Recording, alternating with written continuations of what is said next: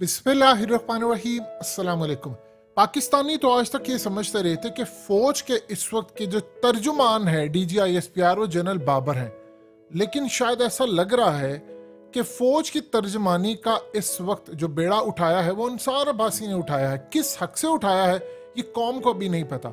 देखिए, अहमद नूरानी ने जो स्टोरी ब्रेक की है उस स्टोरी के अंदर उन्होंने आर्मी चीफ की बहू के ऊपर इल्ज़ामात की बजाय उन्होंने कहा कि सारे डॉक्यूमेंट्स, तमाम चीज़ें दी कि इनको बैक डेट में जाकर प्लॉट्स दिए गए जो अरबों रुपए के हैं, यानी वो रुखसती से पहले पहले अरबों पति हो चुकी थी और उनकी बाकी जो बेटियां थी, जो आर्मी चीफ की बहू है, उनके वालिद यानी मिट्ठू जो उनके समधी है, उन्होंने बाकियों बेटियों को कुछ नहीं दिया।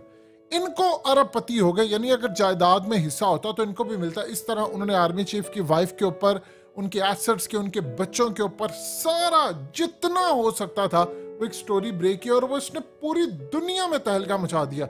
क्या आप देख सकते हैं किस तरह ब्लूमबर्ग ने स्टोरी की, इंडियन मीडिया, इंटरनेशनल मीडिया, यानी हर जगह पर इस वक्त यही चीज डिस्कस हो रही है। अब देखिए, कौम इंतजार कर रही थी। इज़हाक डार ने कहा जी 24 घंटे के अंदर अंदर हम पता चलाएंगे। जिन्होंने खुद किया तो वो क्या पता चलाएंगे? अभी तक 24 घंटे से ज्यादा टाइम हो गया, कुछ नहीं पता।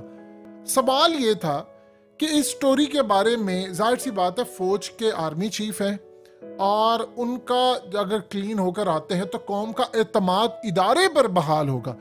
ये जितनी भी अरबों रुपए की जो स्टोरीज है, आज से बाजवा की आज तक मनी ट्रेल नहीं आई। बाकी तो छोड़िए, वो तो रिटायर्ड हो गए थे, उनको देना चाहिए था, उनकी मनी ट्रेल नहीं आई।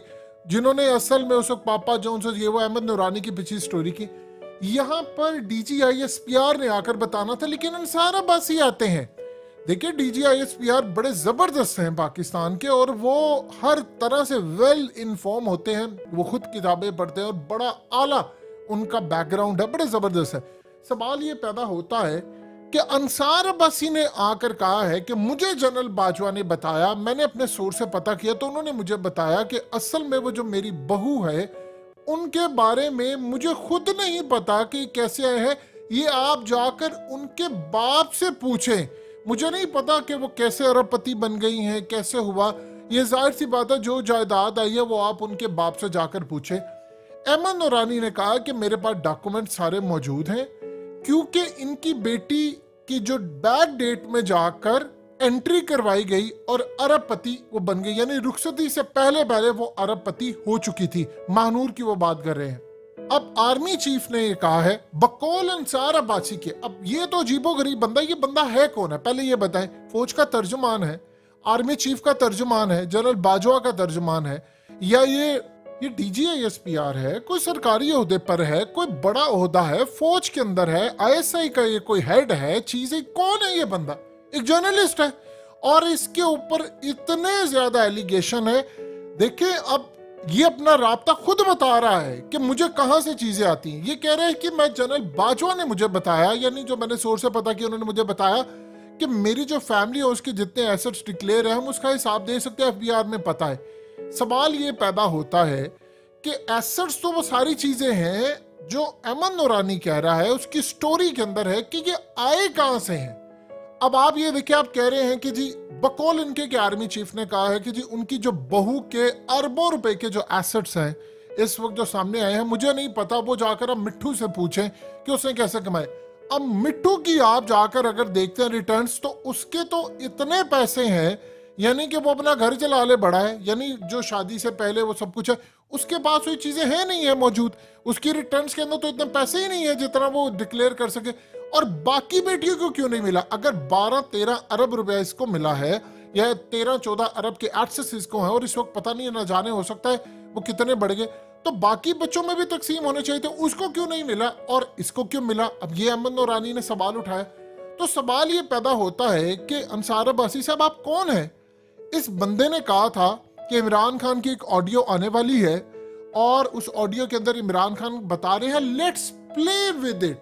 वो जो आप सोचिए, इस बंदे को आप अगर इसका मोबाइल पकड़ ले तो आपको पता चलेगा इसको कौन दे रहा। अब तो पता सबको है, बच्चे बच्चे को पता है कि किसके तर्जुमान बने हुए। यही वो बंदा है जिसने कहा था फौज अब नर्म मुदाखलत करने वाली है। किसने इसको कहा था? किसने? ये किसका तर्जुमान है? कौन इसे खबरें ब्रेक करवाता है? कौन इसके मुंह में अपने अल्फाज डालता है और ये आगे जाकर बयान करता है? कौम को पता तो चलिए, कोई तर्जुमान है, DGISPR है, ISPR का बंदा है, फौज का है, ISI का है, कौन है ये बंदा? कौम को तो बताओ ना। इसने कहा ऑडियो आने वाली है, अब इसका मोबाइल फोन चेक करें जाकर। वजीर आजम हाउस के अंदर जिन्होंने डिवाइसेस लगाई थी, उन्होंने अंसार अब्बासी को कैसे ऑडियो भेजी? आपने पता चलाना है मुल्क की सबसे बड़ी ब्रीच कहां पर हुई, इस वर्ल्ड की सबसे बड़ी ब्रीच कहां पर हुई। वाहिद एटमी ताकत वाले मुस्लिम कंट्री के वजीर आजम की लीक इसके पास पहुंची। इसको तो आप पकड़कर इसका एहतसाब करें, आपको पता चल जाएगा। तोशा खाना पर यह बंदा हदीसें सुनाएगा, आपको कुरान मजीद की आयत सुनाएगा। लेकिन आर्मी चीफ की दफा ये आकर तर्जुमान बनकर कहता है कि जनाब मुझे आप इतना बता दें कि ये तो वो कह रहे हैं कि जी वो मिट्ठू से जाकर पूछे, अगर उसने कुछ दिया है तो हमें तो नहीं पता। आप बताएं क्या ये लॉजिक आपको समझ आती है?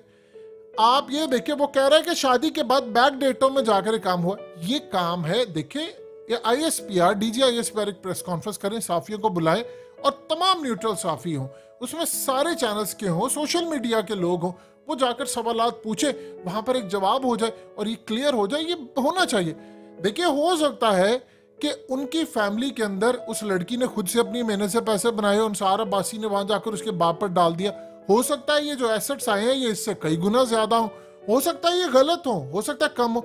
अंसार अब्बासी हो या इसाक डार हो, बाकी सब हो, उन्होंने ये अभी तक कोई नहीं कहा। अंसार अब्बासी ने भी कह दिया कि एसेट्स बिल्कुल ठीक है, वो 12 अरब की मालिक है और ये फलाना और अरबों रुपए के प्लॉट्स है, जब हो सकता है 20-25 के हो।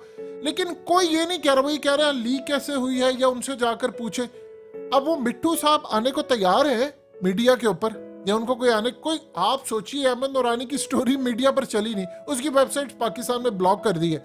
भाई जब वेबसाइट ब्लॉक हो गई है, वजह क्या है ब्लॉक करनी? अब उसका जवाब आना चाहिए। आप देखिए कि आसिम बाजवा ने भी जवाब नहीं दिया। तो अंसार अब्बासी साहब किसके तर्जुमान बने? आप क्यों फौज के तर्जुमान बने? फौज एक इदारा है, बेहतरीन इदारा है, वो खुद जवाब देंगे इसके।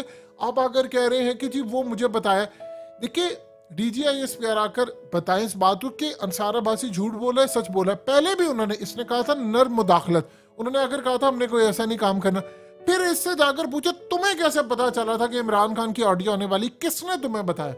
देखिए चीफ जस्टिस पाकिस्तान अगर इस बंदे की तहकीक कर ले, इस तहकीकात कर ले, इससे आपको सारा पता चल जाएगा। अब उस वक्त देखिए जो सूरत हाल सामने आ रही है, बंदा कह रहा है जी मैं सब कुछ आपको बताऊंगा, मेरे उनसे राब्ता हुआ फलाना। अब इस बंदे की बात पर क्या एतबार है? इसकी तो क्रेडिबिलिटी जीरो है, क्योंकि इस बंदे ने तोशा खाना के ऊपर अहादीस और बाकी मौक़िफ़ अलग और वैसे अलग, और जब अपनी बारी आती है, यही जब हामिद मीर ने ISI चीफ का नाम लिया था, तो आप इसके कॉलम उठाकर पढ़ लें, इसकी हदीसें उसके हक में थी। यानी ये लोग किस तरह ट्विस्ट करते हैं चीजों को, आप उसका अंदाजा लगा सकते हैं। आर्मी चीफ ने अगर कुछ कहना है तो उनके पास पूरा उनका ISPR है, इदारा है, तर्जुमान है, वो खुद बात करेंगे, उनके बेटे बात कर सकते हैं, उनके संधी बात कर सकते हैं। भाई तुम कौन होते हो बात करने वाले? ये बंदा किस हक में आकर बातचीत कर सकता है कि जी मैं आपको बताऊंगा कि उनके असासे कैसे हैं फलाना है? ये कोई जस्टिफिकेशन नहीं है। अवाम तो इसको कबूल नहीं करेगी और इस बंदे की कोई क्रेडिबिलिटी नहीं है।